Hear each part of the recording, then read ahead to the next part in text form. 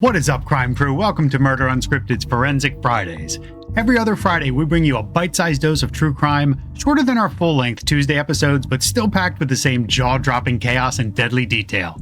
I'm Ed, and today I'm sharing the incredibly sad story of the double homicide of Jack and Linda Myers. For this installment of MU's Forensic Fridays, we're heading to Darke County, Ohio, and it's the morning of March 27th, 2003. A woman named Marlene Harris, she's a preschool teacher at the Oakland Church of the Brethren. And around 9:15 a.m., the door to the classroom swings open and in runs one of the preschool students, 4-year-old Damien Huffman. And Damien is clearly in distress. Marlene can literally see it on his face. Not only is Damien an hour late for school, he's alone. Marlene always sees him being dropped off by his great-grandparents, Jack and Linda Myers. And Marlene is alarmed to see not only is the boy wearing pajamas, but the PJs are covered in something red. And it takes her brain a second to process that it's blood all over this boy's pajamas. Marlene tries asking Damien what happened, and all he tells her that his grandparents are melting. She asks Damien how he got to school, and he tells her he ran. This brave little guy ran over a mile all by himself to get to preschool. So Marlene immediately calls 911. She explains the situation as best as she possibly can. And police are immediately dispatched, but really the only information they have is that there's probably a disturbance at the home of Jack and Linda Myers. And because there are so many questions about what happened, police instruct the daycare to go into lockdown. They're afraid that if somebody had in fact hurt Jack and Linda, that same person could be trying to get after Damien next. So at the Myers property, Detective Mark Whitaker and Detective Rodney Baker of the Darke County PD, they're first on the scene. And again, these guys have no knowledge of what they're going to be walking into, other than this little boy saying his grandparents are melting. So when they approach the home, they notice the front door is wide open. Never a good sign. So they carefully go inside, and one of the first things they notice is that there's no signs of a struggle. There's no forced entry, there's no signs of a robbery. It's quiet. Like eerily quiet. And this whole time they've been calling out for the Myers, but there's no response. So one of the officers then heads into the master bedroom, which is located on the first floor. And he's completely taken aback by what he sees. The entire room is bathed in blood. Lying in the bed are the bodies of Jack and Linda Myers. Both had been shot in the head. And given the amount of blood, it was clear the couple was deceased. So the officers proceed room to room to clear the house to make sure the killer's not still there, and it is in fact empty. However, it was clear the killer had gone up to the second floor as there was blood not only in Damien's room, but even on his bed. So they believe the blood on the bed had come from the killer brushing up against the bed while he had blood on his own clothing. Detective Whitaker would later say this was the goriest scene he'd ever witnessed in his career. So let's talk about these victims for a minute. 51-year-old Jack Myers and his 55-year-old wife Linda. So Jack and Linda had dated for several years before eventually getting hitched in 1996. They'd both been married previously, and they did have grown children from those previous relationships. Linda had 3 daughters, Darlene, Georgia Lynn, and Kim. And Jack had 2 sons, Travis and Greg. And Jack lived on a large 40-acre farm in Bradford, Ohio, which is about 2 hours north of Cincinnati. That's where we're talking about. And the Myers had been raising their 4-year-old great-grandson, Damien, since he was born, because Linda's granddaughter, Amber, had gotten pregnant with Damien when she was just 16. And she knew she was in no position to care for this baby. So Jack and Linda told Amber that she and Damien could come live with them on their farm. And the couple happily stepped in to care for Damien and ensure that he was raised in a safe, loving, happy environment. Sources say that Jack and Damien were absolute best friends. They would spend hours on Jack's tractor just riding around the farm. And Amber had moved out and eventually got married, and the plan was for Damien to join her and her new husband in the next couple months. The Myers were obviously going to miss Damien, but they knew they would still be able to see him all the time because family was literally the most important thing to the Myers. They loved hosting family get-togethers with the kids and the grandkids, and everyone just loved spending time on this beautiful farm. However, there was one member of the group that had no interest in becoming part of this 21st century Brady Bunch, and that was Jack's oldest son, Travis. At the time of our case, Jack and Linda's farm was no longer an active one, but in the years prior, it was a prospering hog farm.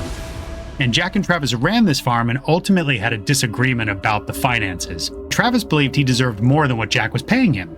So eventually Travis got so angry that he cut ties with his father and went on to live with his mother in Arizona. And Travis had been estranged from Jack ever since, including missing the wedding between his father and Linda, which broke Jack's heart. But they were so grateful to have the support of their other kids, and it is important to note that Jack and his younger son Greg, they were extremely close. They had a fantastic relationship. Greg was even the best man at Jack and Linda's wedding, so he shared a great relationship with Linda as well. And Greg had lived with the couple for a few years before eventually moving out, got married, and starting a family of his own.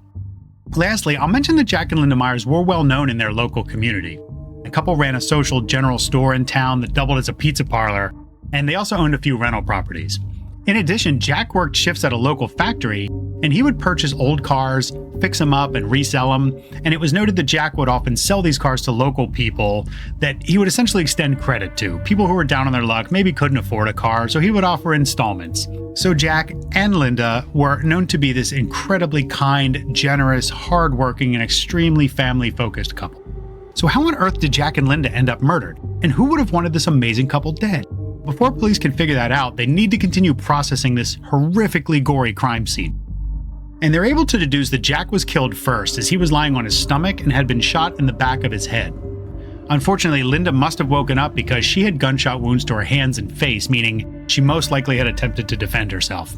And it would later be determined that Jack and Linda had been killed sometime between 4 and 6 a.m. The murder weapon was a shotgun, and the killer used a homemade silencer which he had left behind. And this silencer was made of quilt and, like the batting, the stuffing that goes in a quilt, and masking tape. So while police investigate the home, they do see a few things that really stand out to them. And first of all was the fact that nothing had been stolen. Electronics and jewelry and other expensive items were laying in plain sight or exactly where they were supposed to be. And to even further rule out this robbery motive, there was a bank deposit bag in the kitchen which had hundreds of dollars that they made from the pizza shop and the market. So why on earth wouldn't somebody take that? What is the motive here? So when investigators search outside, they notice some tire prints next to the driveway. And another thing that stood out, there was a basement window broken. And next to this window was a shoe print right there in the mud. So between this broken window and the fact that the basement door had essentially been wide open, police believe their killer had broken through that basement window and come upstairs to the main living level. So while the scene is still being processed, it's also discovered that the phone lines had been cut, which tells me this was a cold, calculated, premeditated attack. It's probably something personal. So when police are at this home, one of the neighbors gets home from work and tells them that they had some information. So this neighbor explains that earlier that morning, she was leaving for work about 4:40, and she saw a minivan backing out of the Myers driveway. She knew that neither Jack or Linda owned a minivan, so it kind of stuck out to her that this unfamiliar vehicle was in their driveway at such an odd time of day. Unfortunately, because it was so dark out, she couldn't get any more information. She couldn't see who was driving. She couldn't get the make, the model, the color. She just knew it was a minivan. So while the bodies are being autopsied and the crime scene is being processed, Detective Sergeant Mike Burns is given the unenviable task of interviewing 4-year-old Damien. And at this point, Damien is in protective custody because they're not allowing him to see his mother or the rest of the family because they're not sure who the killer is. Somebody could still be wanting to hurt him. So the detective, who's interviewed for several shows, including In Ice Cold Blood with the incredible Ice-T, he sits down with Damien and says that this was the first time in his career that he'd been tasked with interviewing someone so young who'd been through something so traumatizing and horrific. So the detective begins by interacting with Damien, playing with him, talking about things that are completely unrelated to the case, just to get this kid to understand that he's somewhere safe and he can let his guard down and he can tell police what really happened. And this interview with Damien was recorded and played on the In Ice Cold Blood episode, which is incredibly jarring because you can hear this sweet little voice recounting this absolutely horrific scene that he endured. And Damien tells the detectives that he woke up around 8:45 in the morning and realized he was late for school. What 4-year-old does that? So he got out of bed and went to look for his great-grandparents, as they're the ones that normally woke him up, fed him breakfast, and got him off to school. And Damien went into their bedroom and he said, quote, "They was laying in bed, melted," end quote. Damien says he tried to wake Linda up, but he couldn't. So he went around to the other side of the bed to wake up Jack. He tells the detective that there was so much blood, and he took a tissue at one point from the nightstand and tried to wipe Jack's face off. Heartbreaking. And in the TV show I mentioned, the detective is recounting this conversation, and even all these years later, it's clear that this specific part of the story still resonates with him and it still haunts him. And seriously, who can blame him? So Damien goes on to say that he tried calling 911, but as we know, the phone lines were cut. And this is when Damien, knowing that he needs to get help, ran a mile to his preschool. So when the detective asks Damien if there's anything he can remember from the night before or early that morning, he proceeds to tell the detective a story straight out of your worst nightmares. He says that he had woken up early that morning to someone coming into his room. He wasn't sure who it was, so he pretended to be asleep. And at some point, he opened his eyes just for a little peek, and he says he saw a green dragon standing over his bed. And police are obviously not sure what to make of this, except to say they believed whoever Damien saw was the killer, especially because Damien told police that he had not gone back to his room after he discovered the bodies. So the blood that was found in his bedroom, it could not have been transferred from him, came from the killer. So when Detective Burns is finished speaking with Damien, he's placed in foster care, and police continue their investigation. And while speaking with friends and family, investigators learn about Jack's strained relationship with his oldest son, 28-year-old Travis. Travis obviously quickly rises to the top of the suspect list, and this is somebody they want to speak to immediately. But his whereabouts are unknown, so police go to speak with Jack's other son, 25-year-old Greg Myers. And when they get to Greg's home, detectives are completely shocked to discover that not only does Greg know where Travis is, he's here. He's at Greg's house, which means their prime suspect was in the area of the murders when they took place.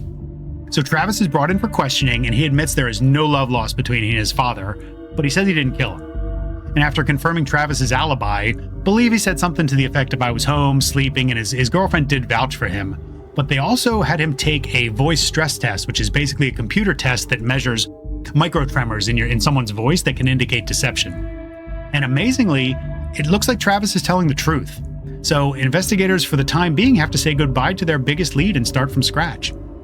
So the day after the murder, a phone call comes into the police station, and it's a local man named John Hemmeldaler. And John tells investigators that just a few days before the murders, he had a conversation with Greg Myers.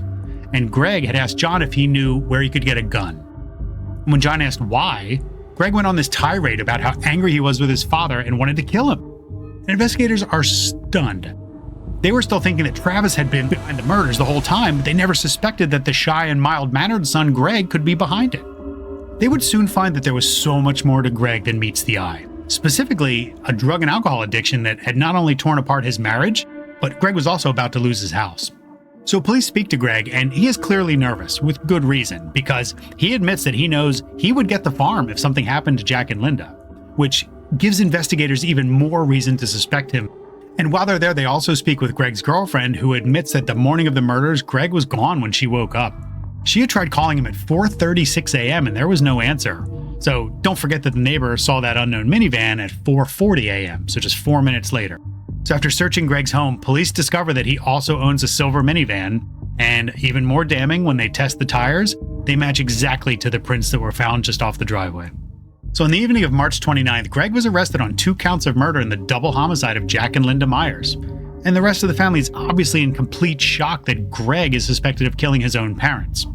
And when they search through Greg's personal belongings, they don't find anything overly suspicious, but police do find a Walmart gift card. Remember that for later. Obviously, police know they need more evidence. This is a clearly circumstantial case at this point, so they begin traveling the route between the farmhouse and Greg's job, where he claims to have been during the murders. And investigators are searching the route, and as they're crossing the Stillwater River, there's one eagle-eyed detective that sees something in the water, a 12-gauge shotgun. And when they recovered the weapon, they discover that the serial number had been filed off, so it's sent to the lab. Maybe they can recover it, maybe not, but either way, this is a huge development given that the couple was killed with a shotgun. And the next day, they continue searching the river, and that's when they spotted a black trash bag in a shallow part of the river. It's caught up in some brush. And Detective Whitaker literally jumped into the river and grabs this trash bag. He opens it up, and that's when they knew they had the smoking gun. So in this bag, there were latex gloves, 12-gauge shotgun shells, tennis shoes that end up matching the footprints found at the house, and possibly the most damning of all, a green tracksuit, which instantly made investigators harken back to Damien's comments in that interview that there was a green dragon in his room. Terrifying. But police still wanted more. So they start hitting up all these local big box stores, especially Walmart, and they find that not only did a man purchase the exact same ammo used in the murders, but that ammo was purchased with a gift card. The very same gift card that was found in Greg's wallet. And even more evidence, Greg was caught on surveillance camera making these purchases with his 2 young children in tow. How sick. So the lab was able to pull a perfect fingerprint from these gloves, even though it had been in the water for 5 days. And the right index fingerprint was a match to Greg Myers. And police were ecstatic, but they were about to discover the icing on this murderous cake. Amazingly, forensic examiners were able to restore the serial numbers of that shotgun.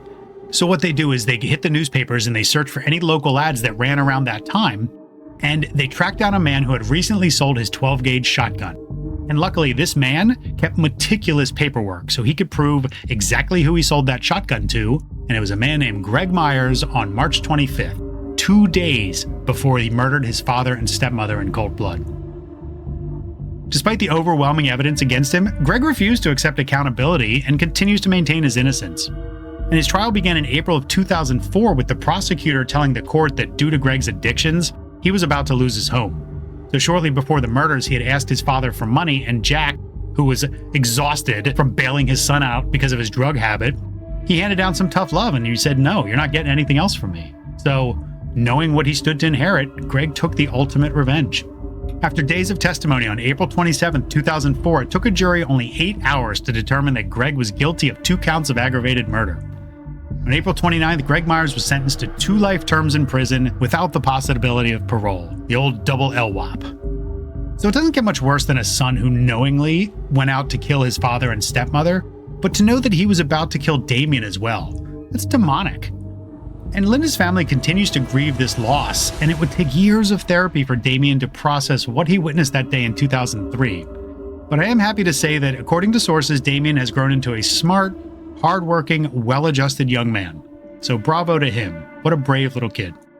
And these murders, like most, were beyond senseless, and I would absolutely love to hear your thoughts, guys. And you can hit us up on socials. We are at Murder Unscripted.